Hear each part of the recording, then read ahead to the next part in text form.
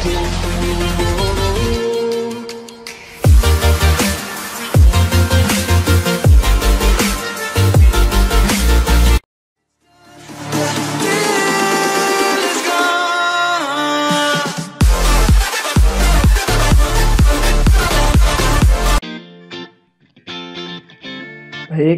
bismillahirrahmanirrahim. Assalamualaikum warahmatullahi wabarakatuh. Rabbi sahri sadri wa yassirli amri wahlul 'uqdatam min lisani yafqahu qawli. Rabbi zidni ilma warzuqni fahma.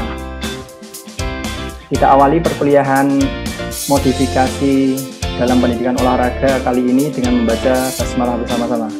Bismillahirrahmanirrahim. Langsung saja Bapak akan menjelaskan sebagai pengantar untuk pertemuan kali ini materi tentang esensi. Jadi pertemuan yang ke-10 ini Pak Pungki akan menyampaikan esensi dari modifikasi dan pembelajaran tentang modifikasi media pembelajaran. Yang Bapak harapkan di sini adalah bentuk feedback dari kalian, walaupun kita masih pembelajarannya lewat daring. Berjadwal dalam RTS itu adalah kalian sebenarnya implementasi tentang modifikasi yang kalian buat, tetapi tidak masalah. Walaupun dengan daring dan tetap di rumah, kita akan mencoba tetap belajar dengan seefektif dan efisien mungkin. Dampak dari COVID-19 ini adalah kita menjadi insan pembelajar yang kreatif. Ya. Ketika ada masalah, maka kita bagaimana mencari solusinya. Baiklah, langsung saja. Di sini esensi, yang dimaksud esensi itu kenapa toh modifikasi itu dianggap penting dalam pembelajaran, terutama di sini olahraga. Kita dasarnya adalah perubahan, jadi tatsqit. Tidak mungkin dalam pembelajaran itu atau ilmu itu tidak mengalami perkembangan. Tentu saja ilmu itu terus berkembang. Nah, karena dari itu yang mengiringi perkembangan itu adalah diantaranya adalah pasti adalah behavior atau perilaku. Perilaku dari siapa? Perilaku tentunya dari peserta didik.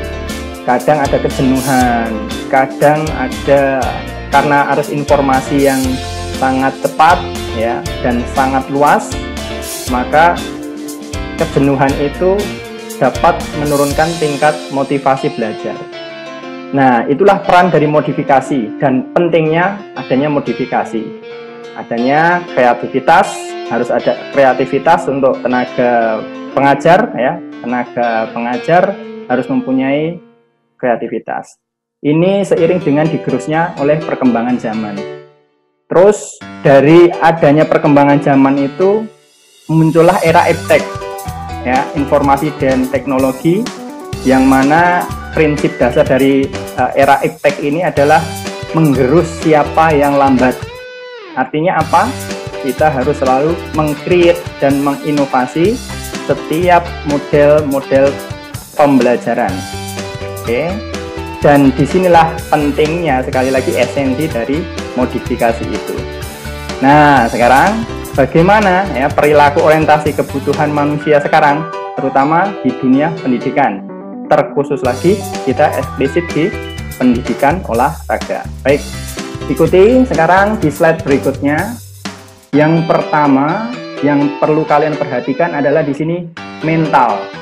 Mental itu terkait dengan apa toh, Pak? Mental itu terkait dengan perkembangan, pertumbuhan, usia, tingkat motivasi, kreativitas. Bapak yakin kalian sudah mengenyam dari mata kuliah tentang perkembangan dan pertumbuhan peserta didik, ya, tentang psikologi, tentang motivasi, ya, tentang kreativitas. Kreativitas inilah yang akan memunculkan di modifikasi itu. Usia, kenapa? Karena mental ini tergantung dengan usia, ya. Peserta didik tentu saja tingkatan pendidikan dari PAUD tentu saja nanti modifikasi berbeda dengan apa yang dilakukan di tingkat dasar. Lebih-lebih lagi ketika usia naik di sekolah SMP, SMA, bahkan kalian mahasiswa tidak mungkin nanti disamaratakan ya. Berikutnya supporting atau pendukung. Apa toh sebenarnya yang bisa mendukung keberhasilan dari esensi modifikasi itu? Nah, tidak dapat dipungkiri ekonomi itu adalah salah satu faktor di era yang sekarang. Kenapa? Contoh sederhana, kalian itu membutuhkan perkuliahan ini sederhana, membutuhkan apa? Data ya, data itu berarti kan harus beli ya, karena tidak ada yang mungkin ada sebagian yang menyantolkan wifi-nya, tetheringnya tetangga atau teman ya, tapi tidak semuanya kan. Dan kemampuan ekonomi ini sangat berpengaruh di era yang sekarang. Nah, bagaimana modifikasi itu diciptakan ya. Terus sarana dan prasarana. Apa toh? Sederhana, kalian HP, laptop itu termasuk sarana prasarana dalam pembelajaran. Terus lingkungan itu bisa keluarga yang pekan kemarin Bapak sampaikan tentang lingkungan ya, keluarga, ada lingkungan sosial masyarakat, terus ada lingkungan di sekolah ya, itu sangat mendukung. Kalau misalkan tidak ada unsur seperti ini ya pendukungnya, maka modifikasi itu akan hanya sebatas di mindset saja, jadi angan-angan, tidak bisa dibentukkan dalam bentuk outcome atau create-nya, produknya nggak ada. Selanjutnya adalah metode. Metode di sini adalah cara ya, cara bagaimana cara memodifikasi. Esensi dari modifikasi itu adalah caranya. Jadi tidak mungkin kalau kita hanya mempunyai pikiran tetapi tidak melakukan, tidak dengan cara, maka nonsen, jadi tidak bisa. Seperti apa metodenya? Bisa mandiri ya, dengan create sendiri, dengan mungkin tutorial sendiri, otodidak itu bisa ya. Atau mungkin dengan ini ya, istilahnya datang tiba-tiba ya. Terus ada yang model metode dengan kolaborasi ya. Misalkan kalian disiplin ilmu, pandai atau mahir bidang kalian tentang olahraga, terus harus mempraktekkan dengan sistem menggunakan editing video dan sebagainya, maka kalian bisa kolaborasi dengan ahli dari IT. Seperti itu ya kalau kolaborasi. Berikutnya kelas bisa nanti bentuknya kelompok ya, kelompok. Terus ada juga proyek itu berarti nanti ada bahan, alat, terus ada jadwal ya, terus ada produk yang dihasilkan kalau bentuk proyek itu. Baik, sekarang apa coba sebenarnya contoh dari modifikasi dari media pembelajaran itu? Sederhana, kalian sekarang menggunakan misalkan YouTube ya, dalam education teknologi itu atau edutech itu ada YouTube ya. Kalian dapat apa saja tentang tutorial kalian dapatkan di YouTube. Ini adalah salah satu modifikasi di media pembelajaran. Ini benar-benar belajar ya. Kalau kalian melihat dasar-dasar pembelajaran dulu waktu mata kuliah di semester awal, maka tujuan dari esensi dari YouTube ini adalah sebenarnya kalau memang bijak ya, itu adalah tentang pendidikan ya. Jadi pendidikan. Karena apa? Dapat belajar dimanapun, kapanpun, dan dalam bentuk apapun kalian bisa di situ ya. Tetapi perlu ingat sarana prasarana dan ekonomi dan lingkungannya tadi ya. Terus sekarang Zoom ya, Google Meet, Psikologi ya. Nah, seperti itu adalah bentuk-bentuk modifikasi. Itu di-create dan dapat berdampak. Itu adalah salah satu esensi ciri dari modifikasi. Ada produknya dan dapat dimanfaatkan dan efektif, efisien.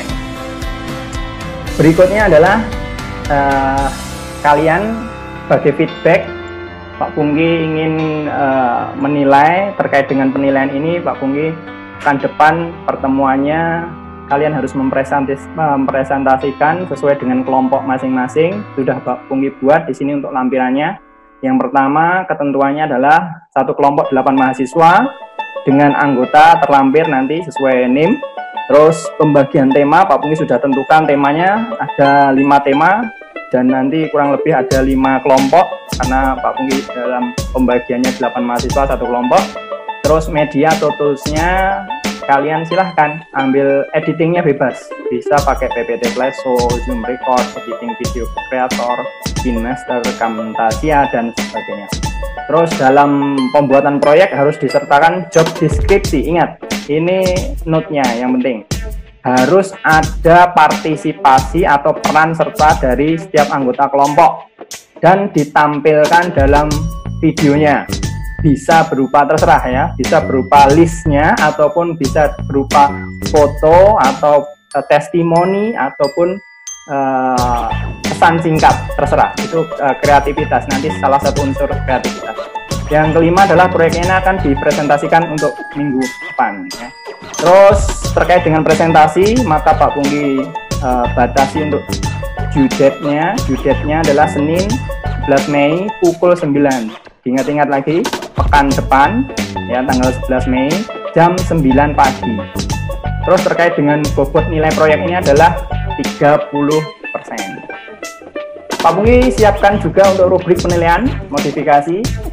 Yang pertama yang harus kalian perhatikan terkait dengan pembuatan video, harus memuat indikator 5 ya, minimal 5. Untuk poinnya 100% dibagi atas 1 kesesuaian dengan tema. Video yang dibuat media modifikasinya harus sesuai dengan tema. Itu komponen yang paling tinggi poinnya. Terus yang kedua, kreativitas kalian, tampilan ya yang menarik. Nah, itu 20% bobotnya. Terus kejelasan suara dan gambar, itu 20%. Sistematika penyajian ya, dari opening, dari konten, dari closingnya itu harus urut ya, jangan tahu-tahu sudah closing kayak gitu ya, udah selesai baru konten atau opening, ini kan nggak sistematis. Tolong itu diperjelas juga untuk mana atau bagian yang opening harus ditempatkan di opening yang mana, kontennya itu isinya itu apa, harus sesuai dengan tema. Terus closingnya juga harus ada statement-statementnya. Baik, terus yang terakhir adalah memiliki unsur islami. Nah, ini terkait dengan penciri kita ya, islami. Nah, terserah nanti bagaimana kalian meng-create-nya, terserah. Baik, itu saja untuk rubrik yang menjadi note tadi, tolong diperhatikan. Terus ini adalah media video yang Pak Pungki nilai. Jadi kalian nanti produknya adalah berupa video. Baik, sekarang tema dari proyek yang akan kalian kerjakan terkait dengan proyek, ada tema 1 sampai 5 di sini. Nanti Pak Pungki akan share di sini di PPT-nya juga lewat psikologi. Terus tentang video penilaian, video metode mengajar, video alat. Nah, ini nanti kalian bentuknya silahkan, terserah, terserah. Bukan apa artinya ini, bukan. Tetapi bentuknya kalian nanti mengajarnya itu seperti apa. Ingat sekali lagi, bukan artinya video penilaian materi itu apa, bukan. Metode mengajar itu apa, bukan. Ya, video alat itu apa, bukan, dan sebagainya, bukan. Tetapi apa? Bentuknya. Ya, penilaian materi olahraga. Kalian bebas memilih. Sebagai contohnya ini ya, materi nomor tema 1, video penilaian materi. Kalian bebas memilih materi, tetapi yang disoroti adalah penilaiannya. Modifikasi penilaian apa yang akan kalian presentasikan. Begitu juga dengan tema kedua, metode mengajar. Kalian terserah materi pembelajarannya apa, terserah. Nah, itu kaitannya dengan ini, Pak Pungki sudah tentukan SMP atau MTS ini ya. Nah, ini untuk ini, jadi kalian juga harus membuka RPP kembali materinya. Nah, itu dimodifikasi metodenya.